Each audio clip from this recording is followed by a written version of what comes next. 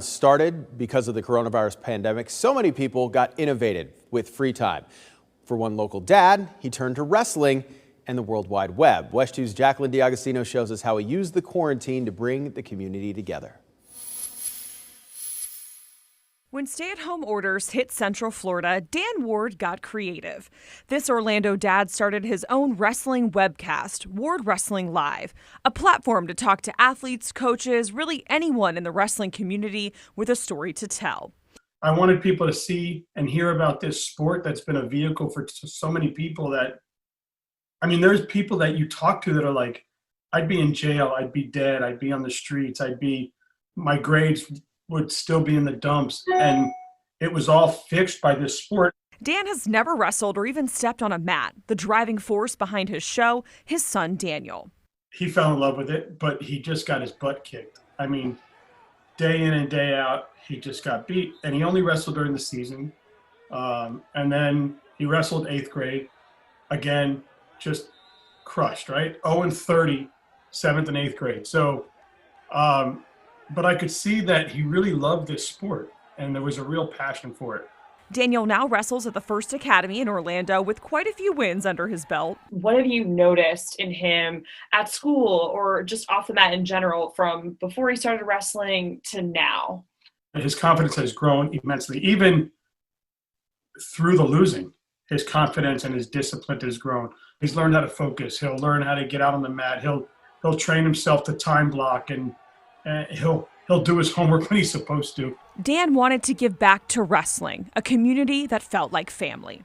I really wanted to support the sport, and I didn't know any other way to do it but to create a voice. A computer, green screen, and some assistance, Ward Wrestling Live came to life.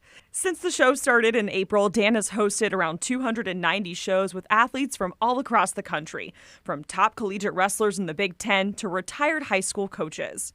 I've had, young ladies come on, tell their story, how they were going to quit wrestling 3 or 4 times, and because of the hatred from the parents of being a girl on the mat. But they persevered, and they're in college, and they're doing great things now. Each logo you see represents a college, club, or high school allegiance from his interviewees. Out of those hundreds of interviews, one that stuck out was a young man right here in Central Florida. Jeremy Garcia, he was in a accident at the beginning of last season. He was in a car accident, was told that he'd never walk again. And he's almost back on a wrestling mat now. So from being told you couldn't walk to look at him, here's somebody that overcame the ultimate obstacle right here. And man, faith is huge, isn't it? Yeah. Dan hopes to take his wrestling webcast on the road in the future. Why not interview some cool kids, or interview the kids in the finals, or, I'm up in the stands and be like, hey man, what do you think before a match? Like, what goes through your head? Why are you doing this? Like, you're nuts. What do you say to people that say that? Like, different things. In just a few short months, the show's Facebook page has over 2,000 likes and keeps growing. Dan never expected this kind of turnout, but his #1 fan to impress, his son. I hope one day he looks and says, wow, he did that because of me, or for the sport that I fell in love with.